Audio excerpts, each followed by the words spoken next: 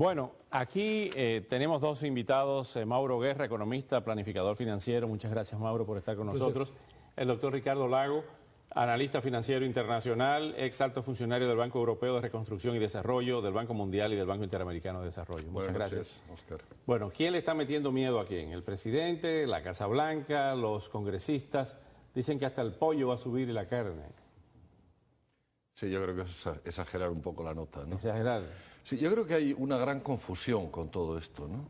Porque ahora se habla de secuestro, ¿no? Se refieren a que va a aumentar porque no va a haber inspectores por el personal que va a faltar. Sí, bueno, si se dan esos recortes del gasto, serían indiscriminados, a tabla rasa, en la proporción que se necesite para reducir, para conseguir esos 85.000 millones de dólares. Ahora, esos 85.000 millones de dólares no se recortarían en un día, sería hasta el final del año presupuestal, que es hasta finales de septiembre. Y bueno, ese programa de recortes seguiría en el presupuesto siguiente si no hay un acuerdo. Es decir, estamos llegando aquí porque no ha habido un acuerdo. Recordarás el famoso precipicio fiscal. Estamos otra vez en el precipicio fiscal. La congresista Ileana Ros-Lehtinen nos decía anoche que ella no pensaba que iba a haber un acuerdo y que iba a pasar ese sequestration, que es como llaman, que son los recortes automáticos. Al ella decirlo, me quedé pensando, después cuando iba hacia la casa, que quizá esa es la estrategia de los de republicanos y de los demócratas para provocar algo más si no se llega a ese acuerdo. ¿Qué es lo que buscan? ¿Que explote la naranja? Bueno, aquí hay un poco, el otro siempre tiene la culpa, ¿no? O sea, viene algo desagradable. No obviamente. soy yo, es el otro. Exactamente. Entonces, y se recurre claramente a la demagogia, ¿no? ¿Qué es lo que va a pasar? Esto parece un poco que es el final de los tiempos, ¿no? Y en realidad estamos hablando de un recorte de 2.5% del tamaño del gasto público, del tamaño del presupuesto. Lo que ocurre es que incide sobre 40%, porque 60% del presupuesto es intocable.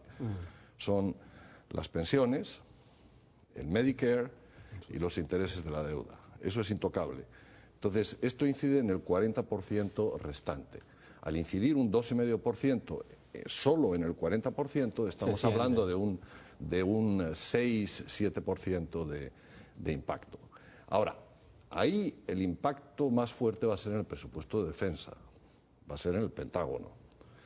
Y después del Pentágono, en los funcionarios públicos, en los servidores públicos, todos ellos, y eso incluye de los inspectores de sanidad del pollo a los que te referías tú, hasta la policía de fronteras, los fiscales, los jueces, ya el correo no tiene correo los sábados. Ahora, a lo que voy es que el siguiente capítulo es los sueldos de los funcionarios públicos, que los podrían mandar en furlough, que se puede traducir como licencia sin goce de sueldo, hasta un máximo de 22 días en lo que queda desde ahora hasta finales de septiembre. Vacaciones forzadas sin sueldo. Así es.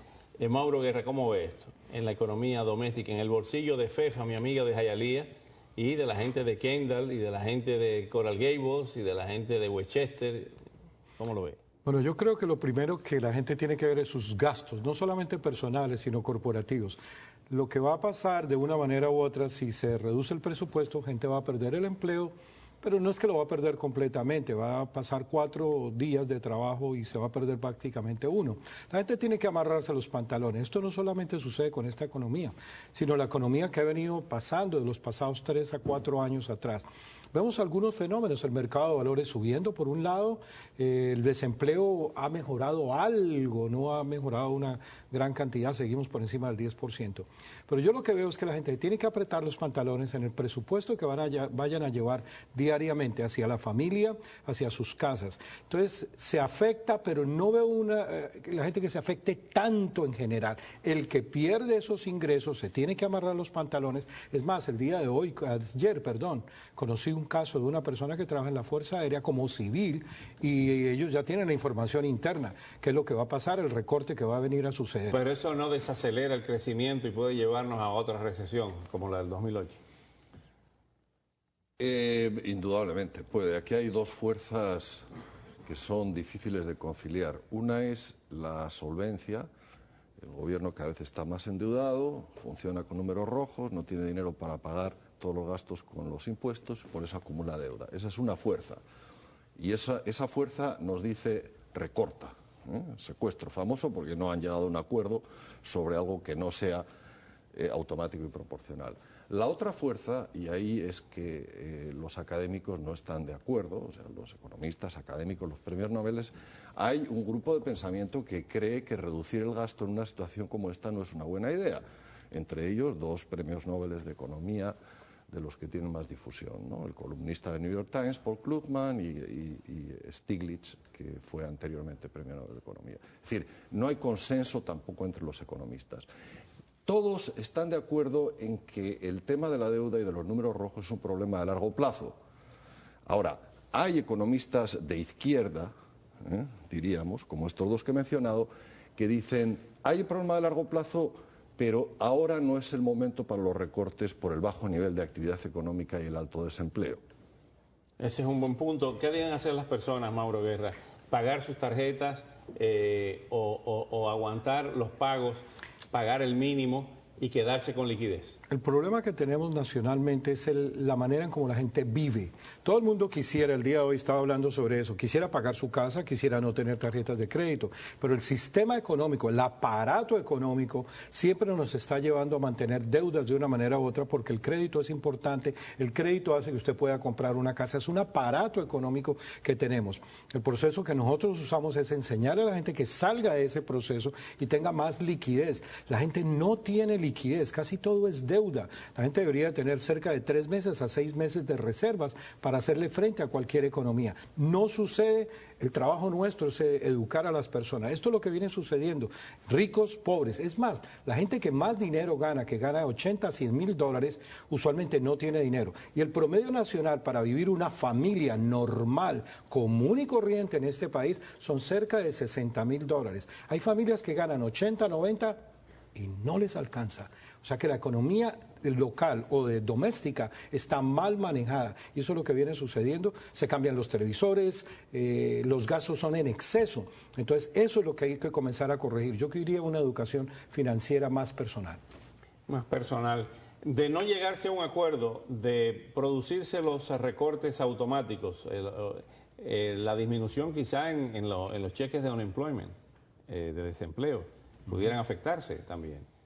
Pudieran afectarse, sí, no sé si eso cae en lo programable, ¿no?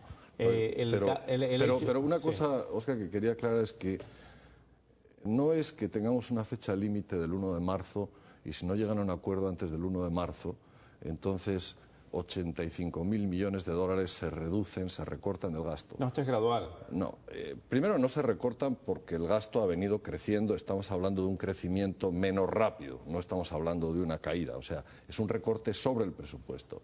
Y segundo, que puede ser que lleguen a un acuerdo el 2 de marzo, el 3, el 4, el 5 y el 1 de marzo, o el 2 o el 3, habrá la incidencia diaria que tiene esos 85.000 millones de dólares prorrateados o programados en los 6 meses hasta finales de septiembre. Es decir, que no es que en un día se reducen 85.000 millones de dólares y tampoco es que si no se llega a un acuerdo en ese día no hay acuerdo y entonces los 85.000 millones de dólares se recortan del presupuesto. Ese acuerdo puede llegar el 6, el 7 o el 1 de abril.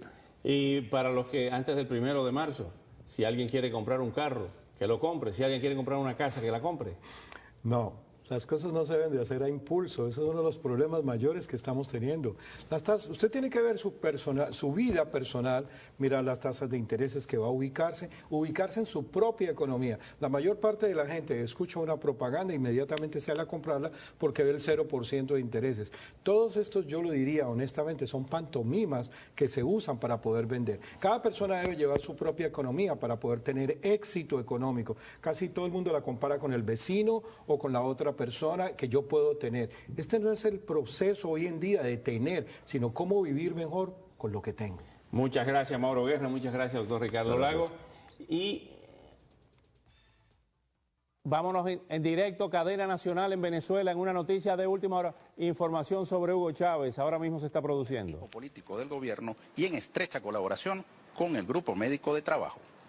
El presidente se mantiene aferrado a Cristo, con máxima voluntad de vida y con la mayor disciplina en el tratamiento de su salud.